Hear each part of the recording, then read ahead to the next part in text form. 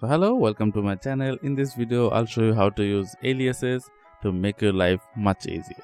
Now to show you what aliases actually do, what we can do is let's just update our repository. So you can do sudo apt update and we just usually hit enter.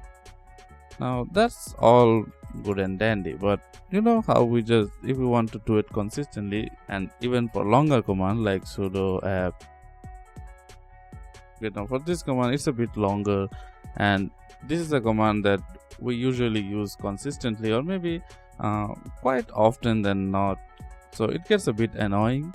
So to remedy that, you can actually use aliases to shorten your commands. So to get an alias, what you have to do is alias update. You can see that sudo apt update update, and there we go.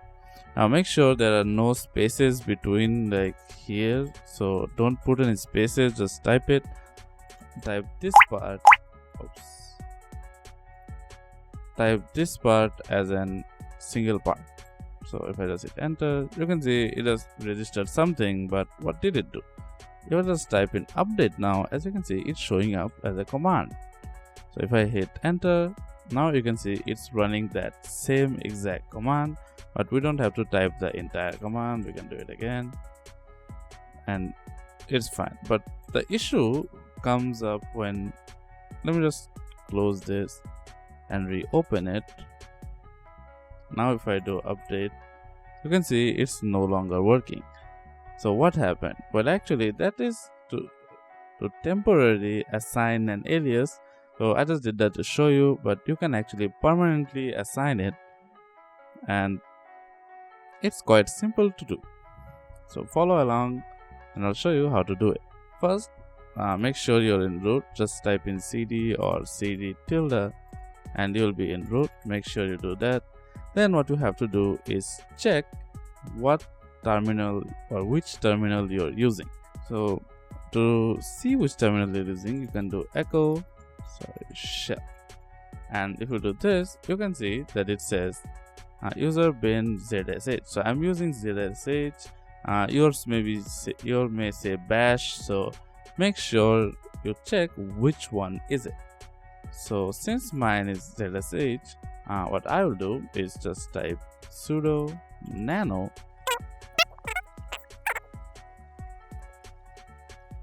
and this will actually make a file. So if I just hit enter, you can see we have a clear file in here. Now as for any bash users, you can just replace the zsh with bash. The rest will be the same, so the underscore aliases will be the same. So after you get in here, you can just type what alias you want. Let's just say we want that same alias, and then we say update, and then we just say sudo. So now this is done. So now we just have to save it. So you can do the Control S and this just saves the file, and then to exit out of this you can just do Control X and it will exit out. Now to check if the file is actually here, you can do ls-a and this will show every single file that is available in the root. So we can see that here our file is right there. Now just keep in mind, this will not be enabled by default, so you do have to import this every time if you just run it like this. So to combat that, we just have to make changes to our .zshrc file. So to change it, we just have to do sudo nano and then again .zsh. Now this will actually just open up this file. Now don't get scared of this. Now there may be a lot of things here, but I can see that there is already some aliases here, so it's nice. You can see there's some extra aliases as well. And so just to keep this clean, so not to mess this file up, we can actually just do if. So this is a command that you need to type in the end of the file, and I'll give it in the description below, so you can just copy it if you want, but make sure you type it exactly so it doesn't break anything. And then after you're done, we just have to hit S. Again, this will save this, and then we hit exit. And now we just have to refresh it. To do it, we just do dot.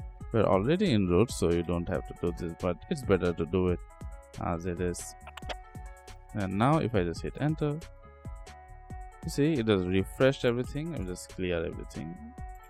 I do update. As you can see, it's actually working. So if I just click on this, it ran that command.